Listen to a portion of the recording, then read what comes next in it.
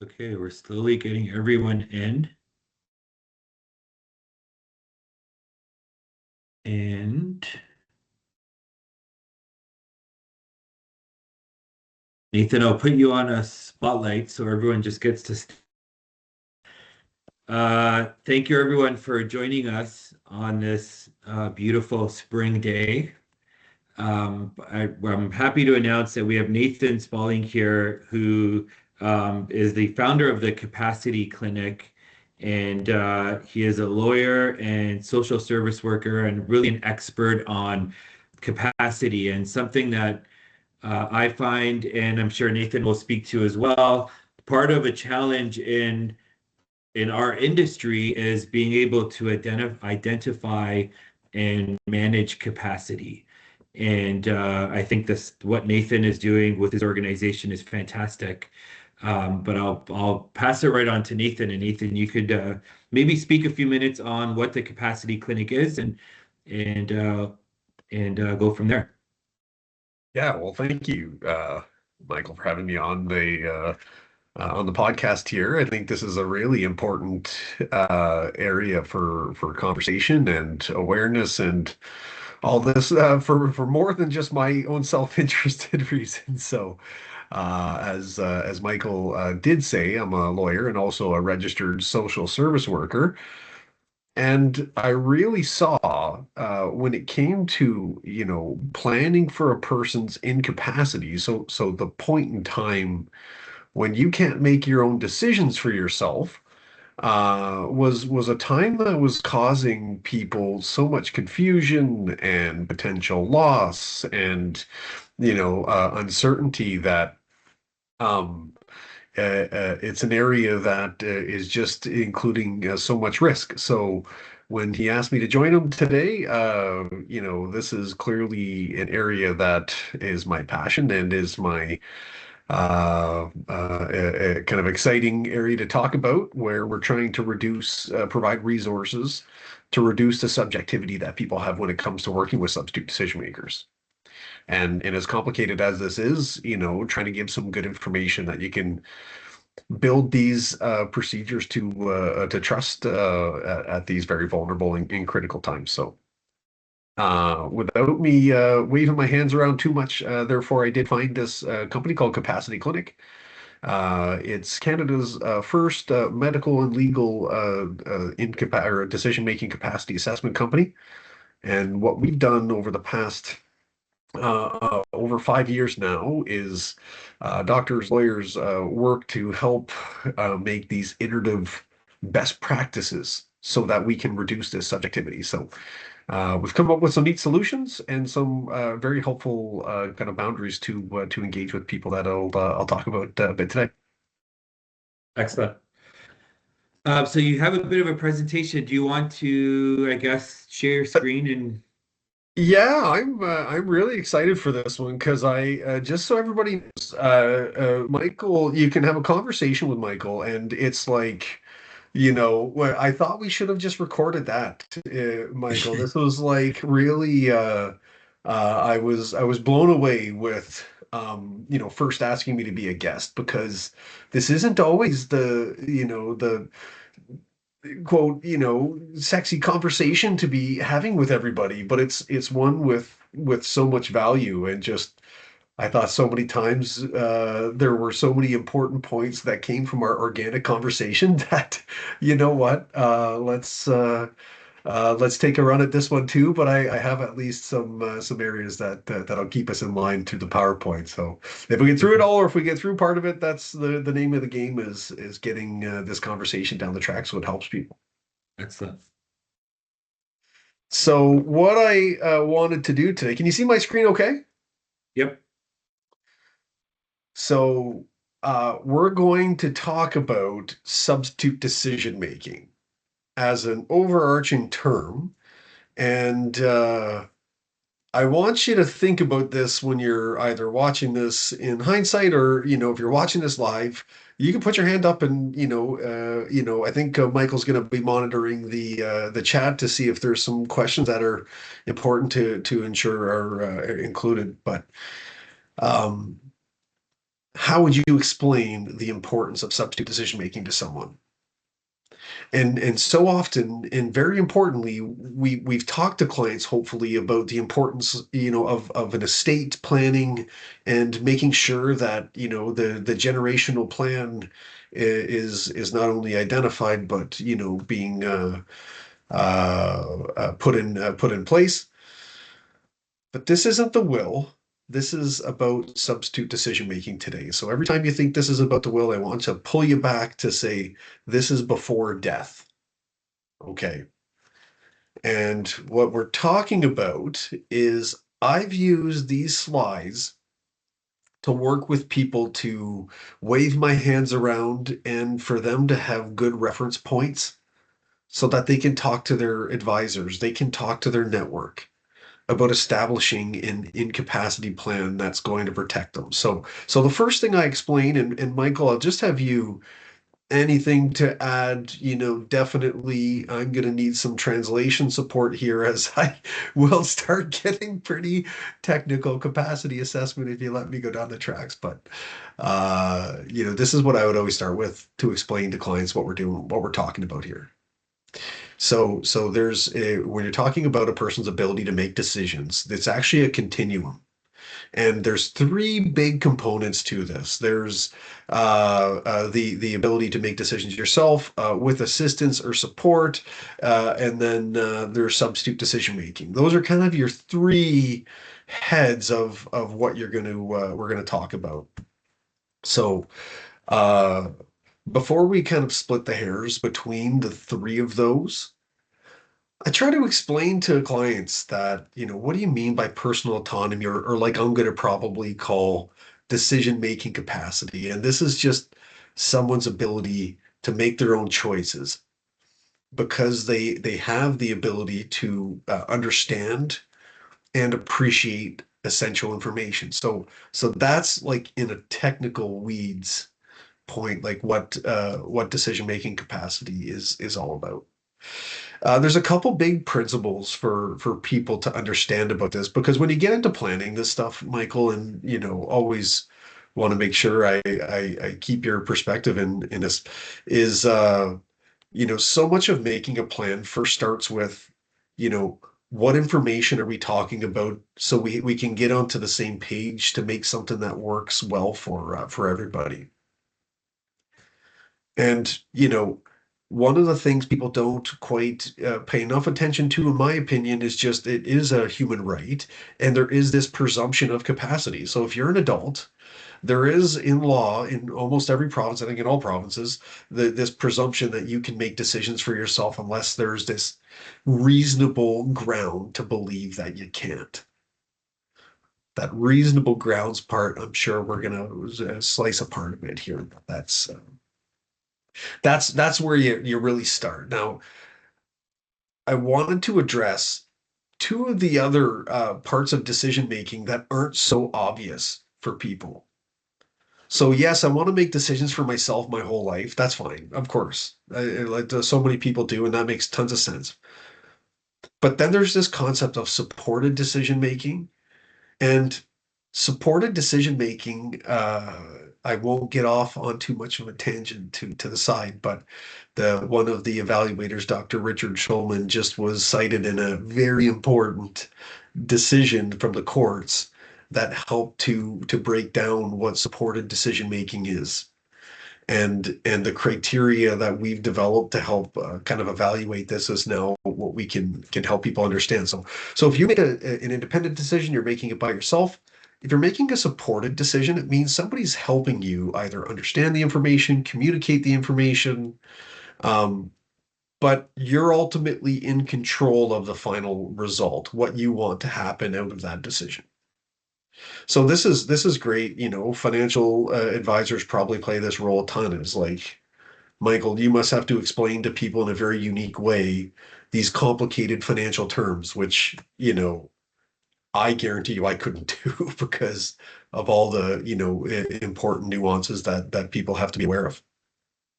Mhm. So that's, having support when you're making certain decisions. But then there's substitute decision making, and this is where somebody else provides the decision, the final outcome decision on my behalf. Okay, so those are kind of the three that we're talking about. There's a neat link there. So this is a an interesting when you're talking about personal autonomy and making your own decisions. This is an interesting chart that we made that sets out what I believe the state of the law is. So you have to make certain decisions independently, and arguably you can't make with support or by somebody else. So you can't change your wills, you can't, change beneficiary designations. You have to be the one to appoint, who's making decisions for you for health or property.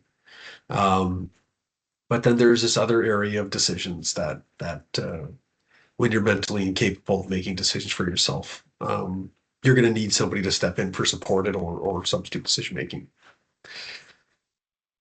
And when people are making an incapacity plan, which we'll get into what that means in a second, Michael, just one of the things that is so important to understand, I find when I have conversations with people is, did you know that the people who are helping meet your overall needs, sometimes it's the person you appoint for your personal care, and sometimes it's your power of attorney for property.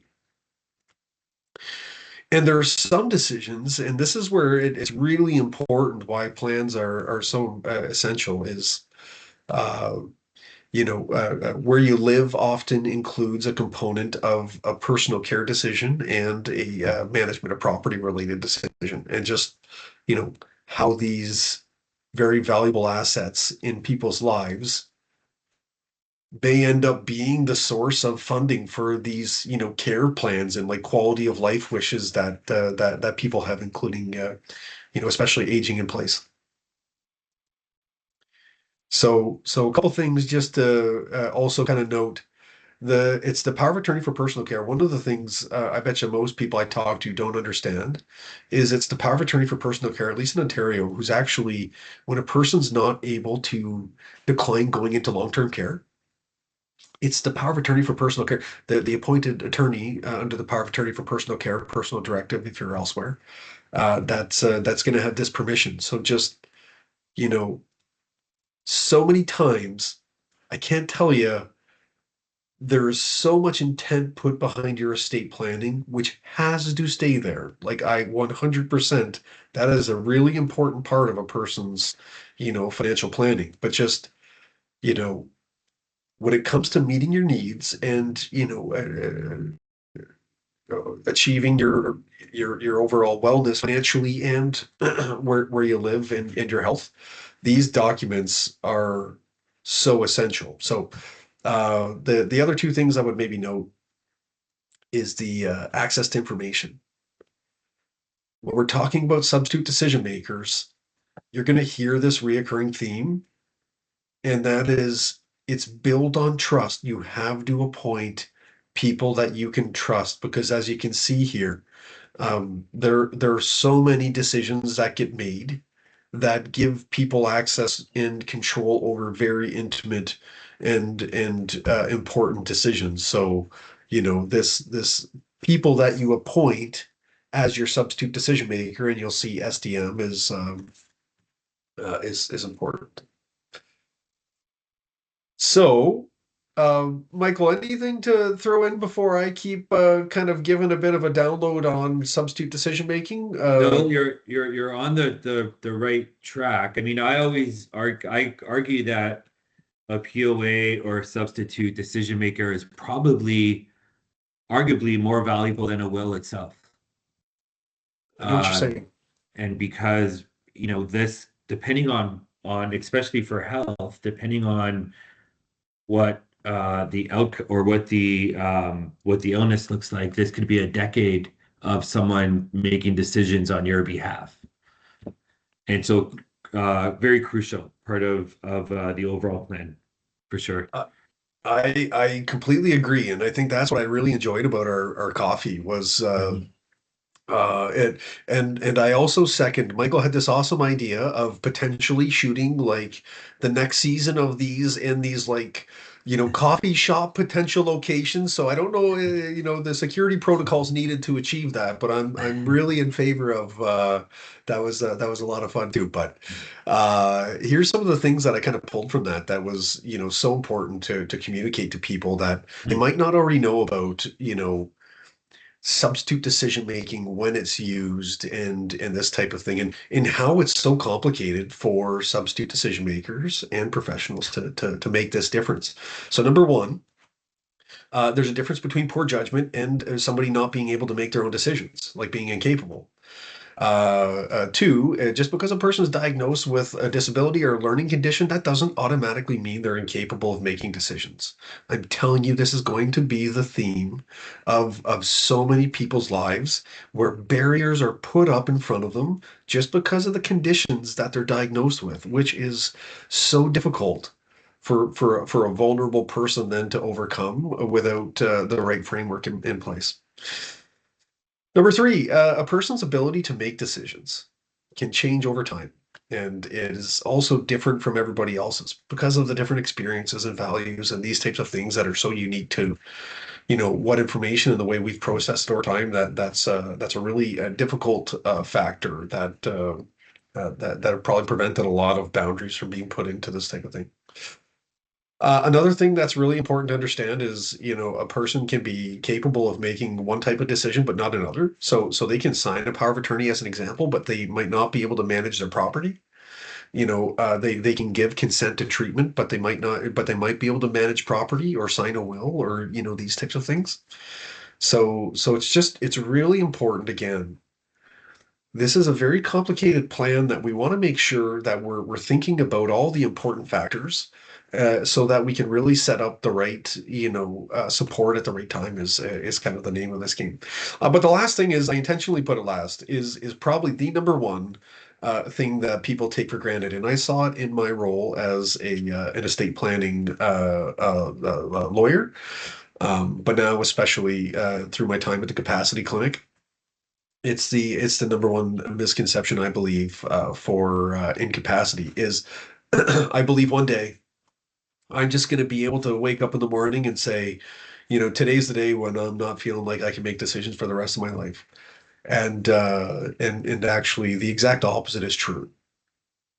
So if anybody was, planning to, multitask or something else for parts of this, please, you can do that, but pay attention to this one part because this is the number one thing that'll add so much value to your plan is you will not be able to tell when you're incapable of making your own decisions.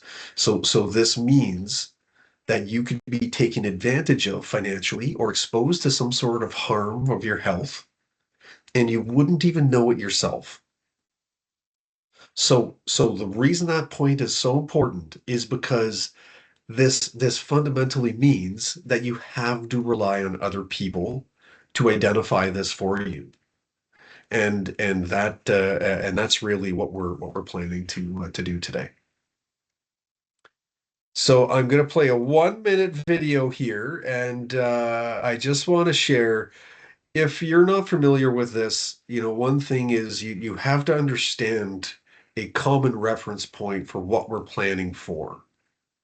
Okay, so this isn't the will, this is the during the life, and this is a video that we've come up with that helps clients, that helps people understand, the context that we're planning for, and we'll talk about the financial side too. What if you went to the hospital because you had a stroke or a serious head injury? People may suspect that you are unable to make decisions by yourself afterwards. When that happens, who would make decisions on your behalf if you couldn't? How would they know if you are capable of making decisions or not? Did you know, when you are unable to make your own decisions, you will not be able to recognize this for yourself? Put differently, you could be taken advantage of by someone and not even know it yourself. This means you have to rely on others to identify when you are unable to make decisions for yourself and need a substitute decision maker make decisions on your behalf to protect you from harm or being taken advantage of. When you don't have a clear plan on how to navigate incapacity, someone else can make decisions that you may not agree with. There could be family disputes, financial losses, information disclosed, lawsuits. But here's the challenge. So So this is really what I want, and if you could take this part away, like if you're in any type of car accident, serious car accident, if you're diagnosed with, these conditions or disabilities, or you have a sudden, medical event like a stroke, this is the plan we're trying to create right now. Is you're going to be sitting there and people may question to say, I don't believe Michael's able to make decisions for himself right now. So they're going to balance this thing right here. There's two things they're going to say. Well, is this the time I have to let Michael make his decisions and promote his autonomy? Or is this the right time for me to step in and protect his interests? So this is really really essential. So if you're able to think about being in that hospital and thinking about how difficult that would be for somebody else to detect for you, right? Does that person step in because I think Michael's not able to do this one, or I do think he is? There are basically three people that are trying to be used in this process to protect your interests. Okay. I'm sure there's more. If there's a lawyer out there, I'm sure I'm missing one. I don't know, but these are the buckets that I find helpful. So the people who are monitoring, make sure you're not getting taken advantage of, is your substitute decision maker.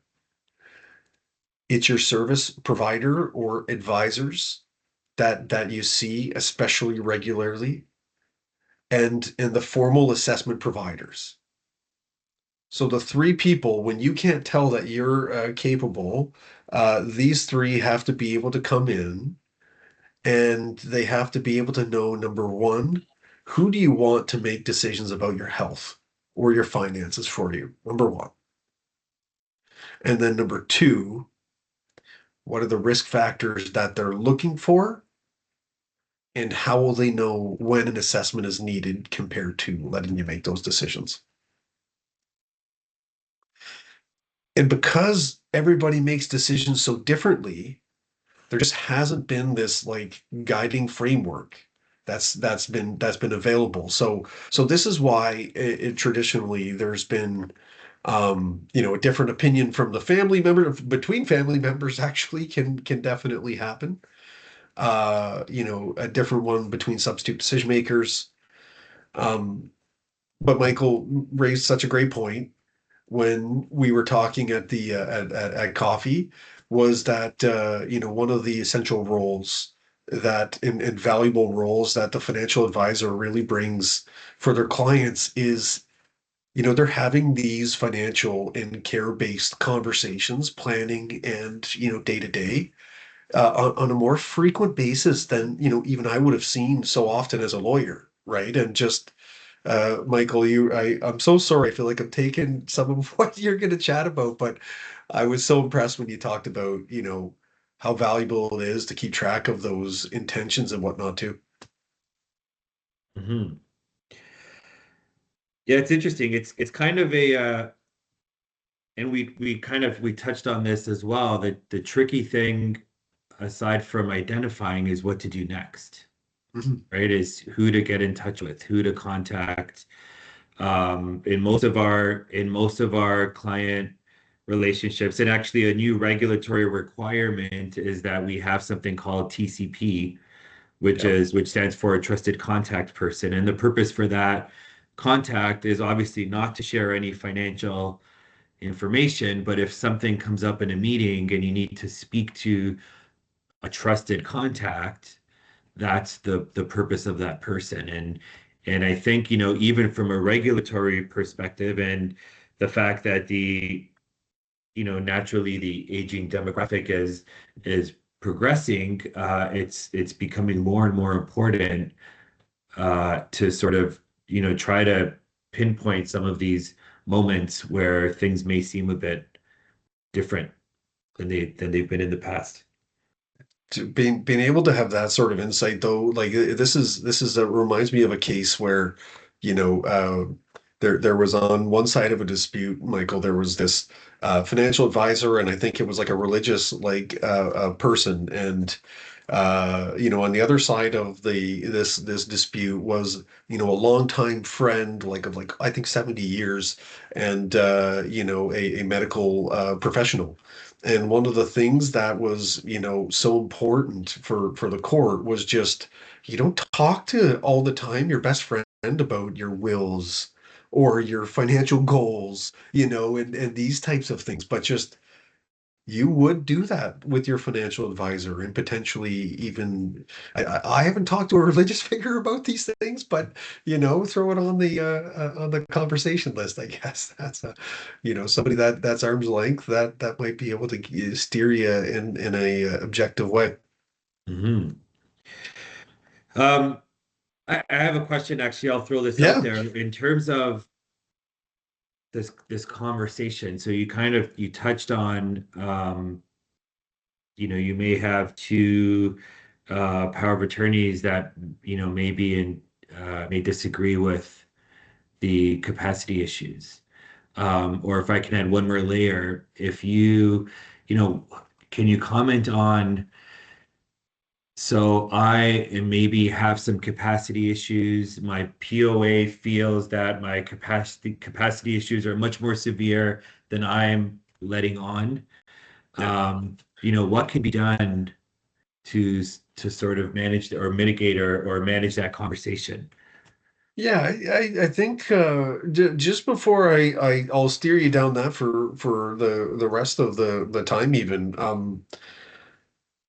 Some of the things that are so important to talk to, your network about when you're creating this incapacity plan can really be, segmented into these different areas of what I call the incapacity planning life cycle, what other people just, might call the steps in the process, whatever it is. And including people at the planning stage that are going to be, there at the using stage, just help to reduce the risk so much. And I think what you're also driving at, Michael, is just, there's a few areas especially where people might not be aware when they're making their incapacity plan. We've really, tried to add value to, informing people of these issues that can occur during this process. And, one is the document signed by a mentally incapable person, totally agree.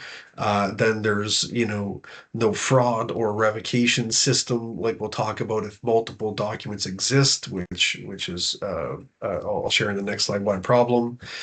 The ability to validate the last in time and, whether or not formal assessments should be needed or not. You can really see if there's 6 different points of vulnerability in here, like it does speak to the lack of boundaries that sometimes are available when you're making this plan that can affect so many different parts of your life. So it can lead to all sorts of problems, including privacy breaches, leaving your house earlier than expected, and that type of thing. So it's okay, Michael. This is the only shameless promotion that I'll really give, and it's for the not-for-profit. So that's a Canadian Center for Decision Making Capacity. And this is really the vehicle that founded this term and how we're committed to interacting with so many professionals and people is we've coined this term called incapacity literacy. And it's really trying to give people the tools they need to make this plan and set their network up to follow this map and the skills that they need to carry it out in the financial or the mental health or sorry, in the financial or health sector. Uh, so here's a few things that I'll skim through quickly that people might not have been aware of. And that is when you sign new documents. So one really important point in the life cycle of your planning, and all this is to drive a conversation around, a more robust plan, is the document that you sign. If you have a previous document, there's a good chance the newest one's going to remove the authority of the previous one. And what so many people don't know is they could sign a document with one lawyer and then they go to an online provider or they go to a fillable template, or some places have, a POA. And in some ways, this is going to alter, if not totally revoke, what you had in the lawyer's or the other, the planning professional's office. So think of it like a license that we're giving people, right, to make decisions for us. And if I change that license with a different source, with a different drafting source, it's going to remove the authority. So then when you give this authority to Michael and you say, hey, Michael, I'm the new substitute decision maker, just like any other business right now, there's just so much opportunity for risk that somebody could have changed the one that they knew they had.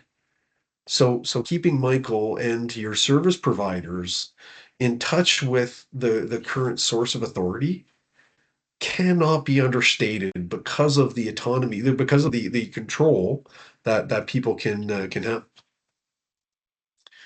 So just I'm sorry, I've been ranting more than I wanted to, and I'll totally I think we should talk about some scenario-based stuff, but this is the one of the easiest things that people don't understand that I see through my role at the capacity clinic is one of the easiest types of elder abuse that people can get away with is to pressure somebody who's vulnerable, who's incapable. They're not the same thing, but of course, in this situation, to appoint them as their substitute decision maker.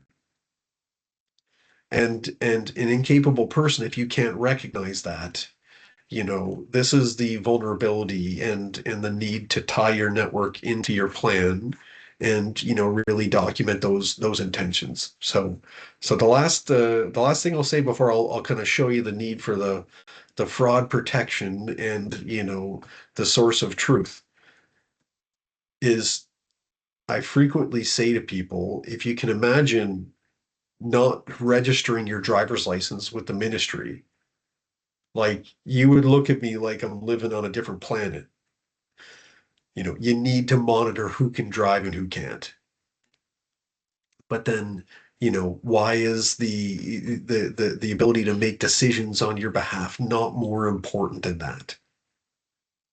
Think about this, and this is a great takeaway, is the person, the substitute decision maker who can sell the car, who can sell the car's, the house that the car is parked at, and potentially try to access the funds from the sale of the house and the car, that document is not registered. So this is the need to have this source of authority is something that we're helping to achieve. So last video, and we'll keep it super light. This is the document that could change, your entire financial well-being. And it's obviously made up with some fictitious information that's not real, but no different than the document I've signed, hundreds or thousands of times. And all I'm doing is just scanning it in here and uploading the document from Adobe. I click edit.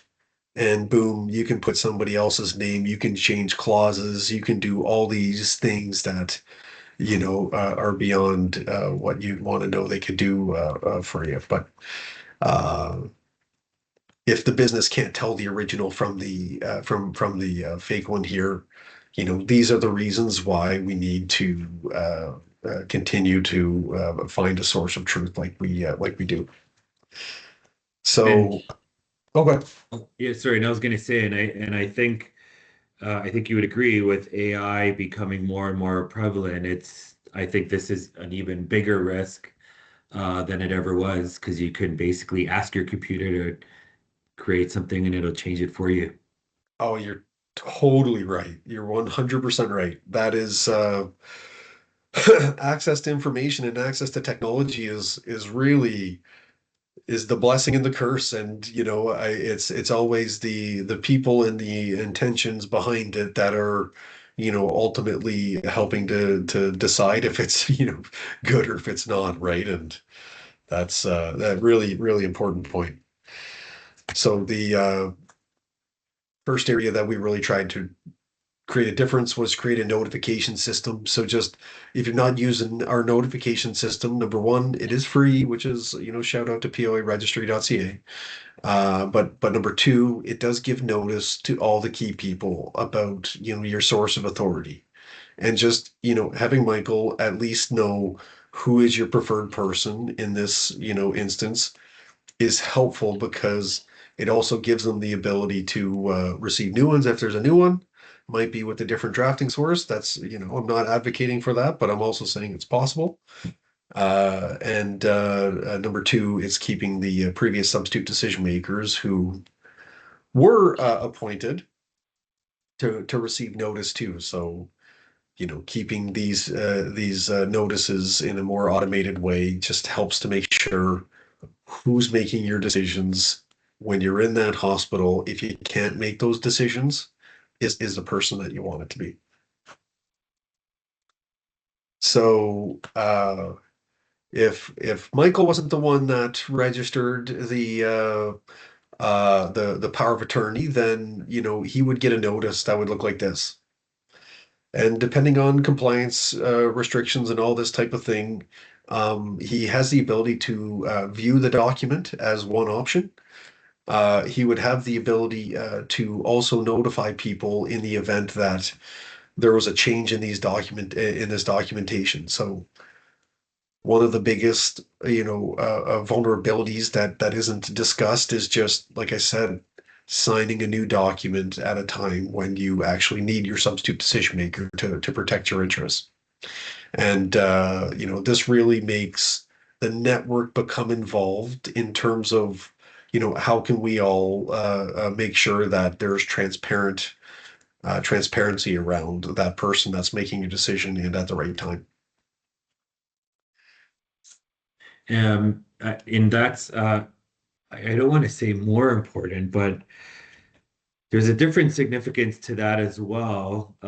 Maybe even more so if you're single or if you do not have Oh, good point. children. There you want to have a place where a friend that is your decision maker or a colleague or something along those lines has a record or some sort of system where they can access the registry.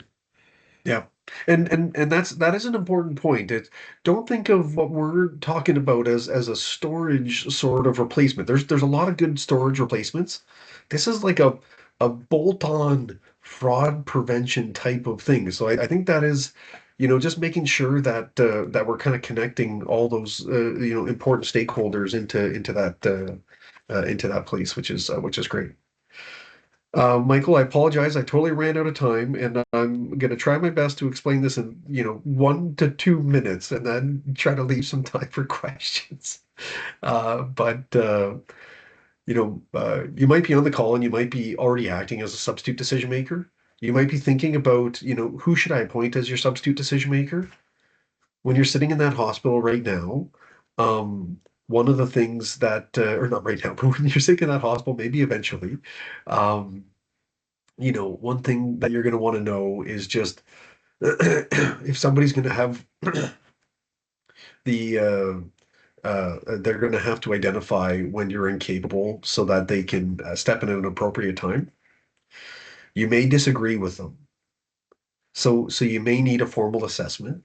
And Capacity Clinic has been, as I mentioned, in January 2021, we've been iteratively developing best practices and collecting data so that we can improve the reliability of the ability to screen for it and assess it.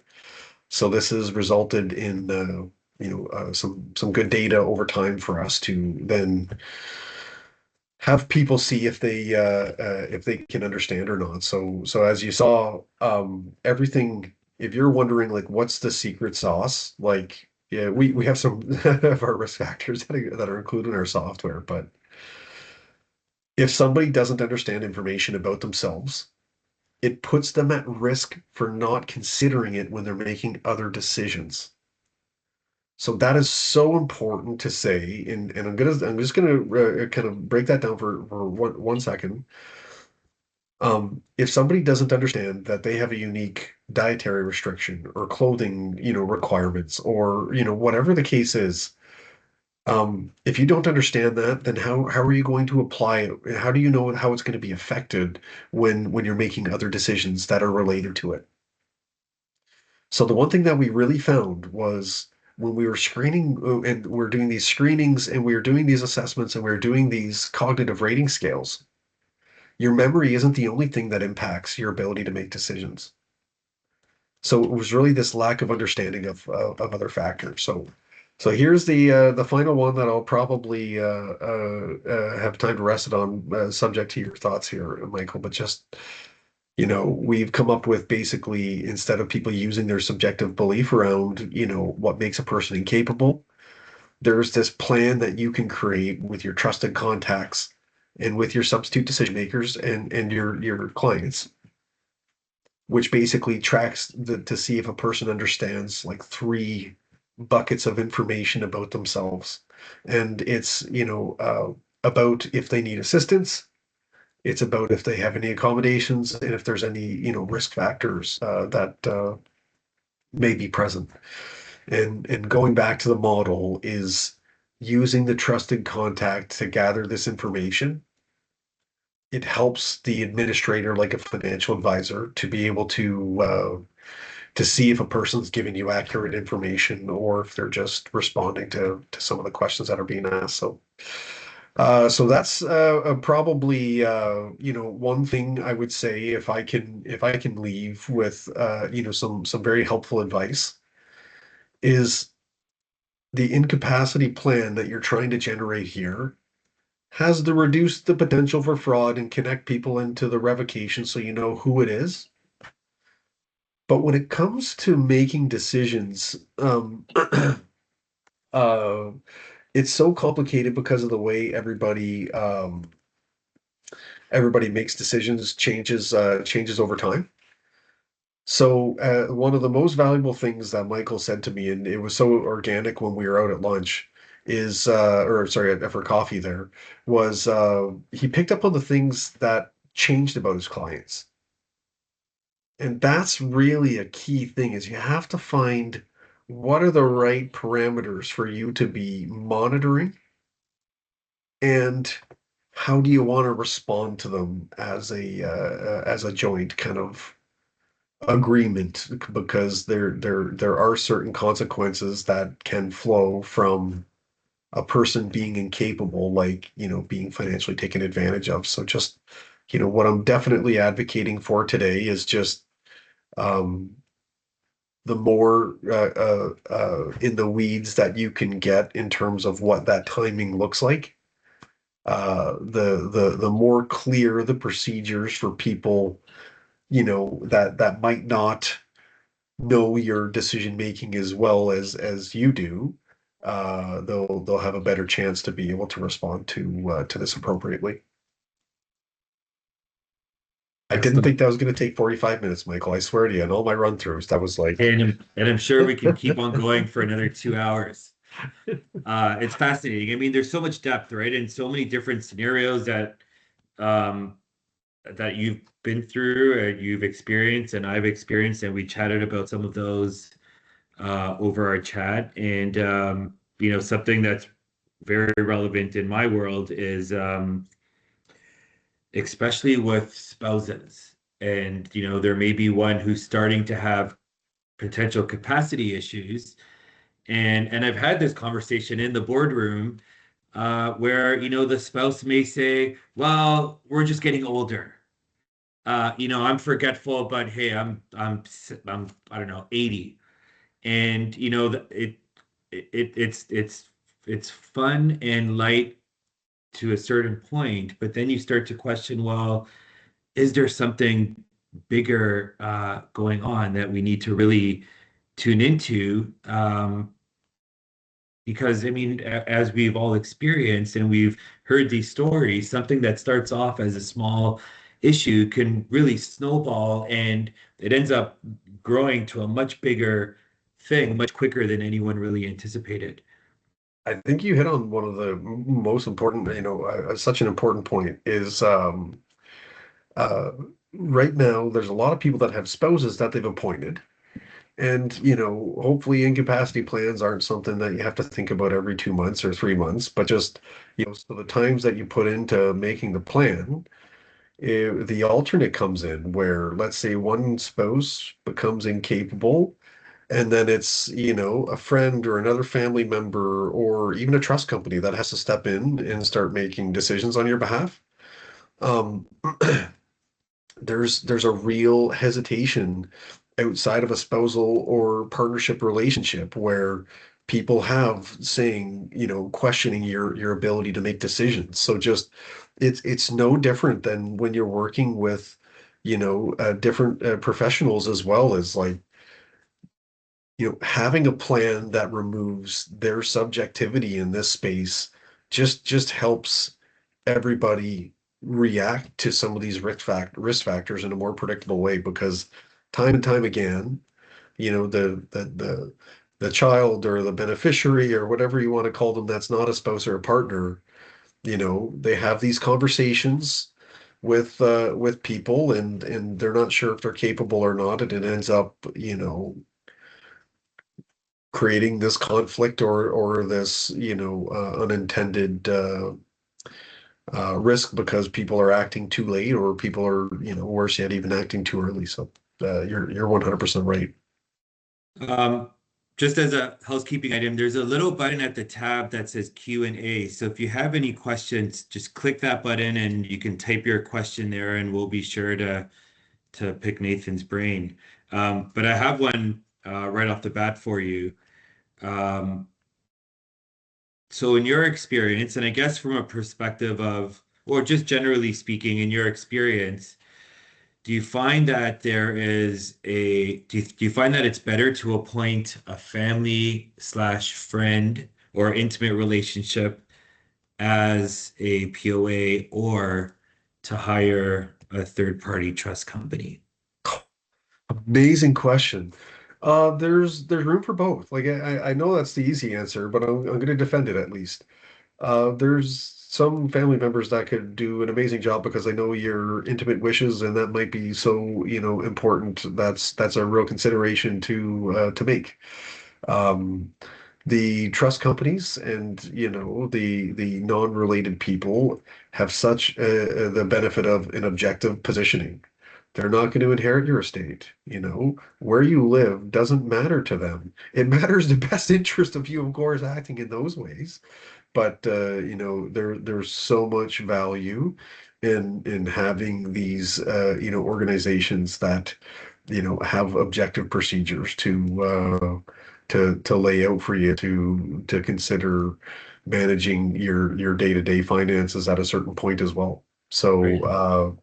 there's yeah, I really see both as having I do think there are going to be, and my prediction is there's going to be a huge increase in trust related appointments because uh, it's just the objective, so it's so objective that it really has a way of making people have peace of mind that, I can yell at a trust company faster than I can yell at my family member too. Well, Sorry if yeah. there's any trust companies watching. Don't yell at your trust companies also. Well, it's tough, and I say this all the time. Like, the one thing that every client says in a meeting is my kids get along extremely well. But it's when you're dealing with this sensitive and vulnerable stuff where, especially when health is one thing, everyone has different perspectives, and there may be one kid that says, pull the plug, and the other kid just doesn't want to pull the plug, and this could go on for months. And from a financial perspective, I mean, we see it all the time, and sometimes it's someone who's influencing, someone's spouse is influencing their need to care for the parent. It's complicated, and it's a tough conversation because as a parent, you want to believe that your kids will do a great job, and in most cases they do. But then we have some parents who will decide, well, to make it easier, I'll just choose one of my children.